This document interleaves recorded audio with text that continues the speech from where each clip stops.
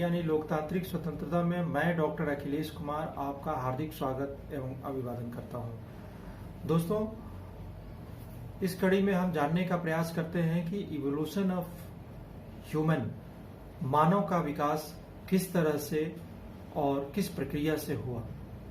Charles Darwin की origin of species नामक पुस्तक के पूर्व साधारण धारणा यह थी कि सभी जीवधारियों को किसी दैवी शक्ति यानी ईश्वर ने उत्पन्न किया है तथा उनकी संख्या, रूप और आकृति सदा से ही निश्चित रही है।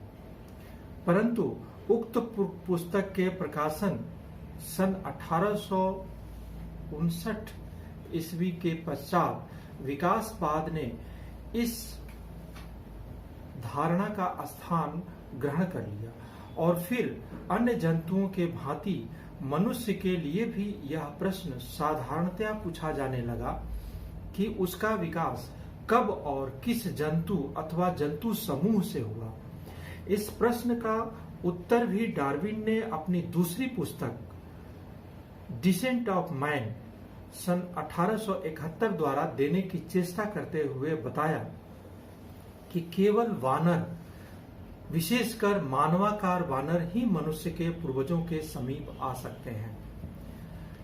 दुर्भाग्यवश धार्मिक प्रवृत्ति वाले लोगों ने डार्विन के उक्त कथन का त्रुटिपूर्ण अर्थ निकालकर कि वानर स्वयं ही मानव का पूर्वज है, ऐसा लगाकर न केवल उसका विरोध किया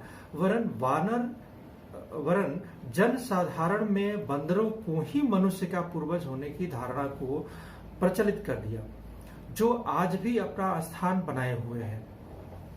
यद्यपि डार्विन मनुष्य विकास के प्रश्न का समाधान न कर सके, तथापि उन्होंने दो गूढ़ तथ्यों की ओर प्राणी विज्ञानियों का ध्यान आकर्षित किया।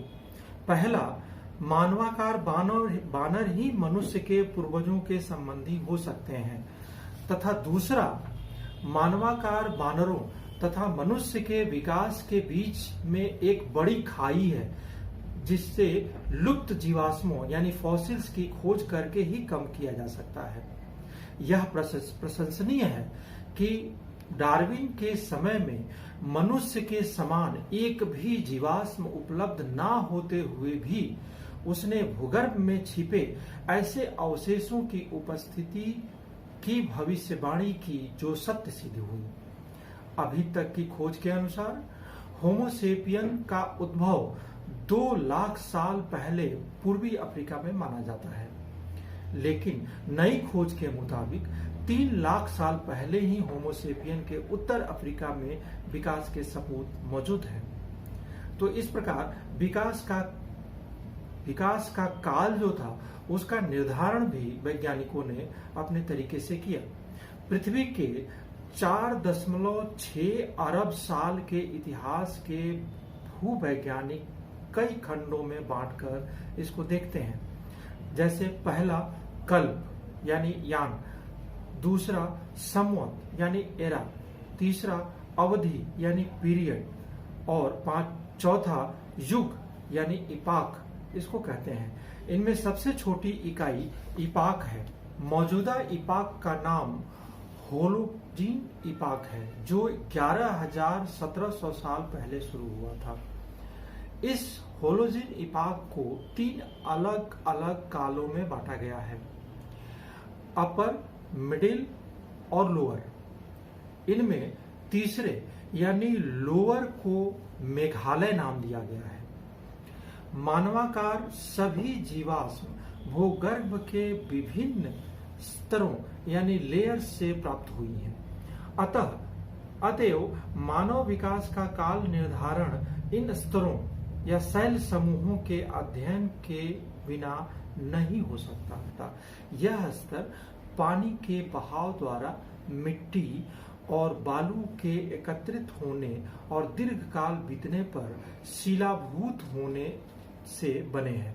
इन स्तरों में जो भी जीव फंस गए वो भी शिलाभूत हो गए यानी पत्थरों में मिल गए। ऐसे शिलाभूत अवशेषों को जीवाश्म कहते हैं। जीवाश्मों की आयु स्वयं उन स्तरों की जिनमें वे पाए जाते हैं आयु के बराबर होती है।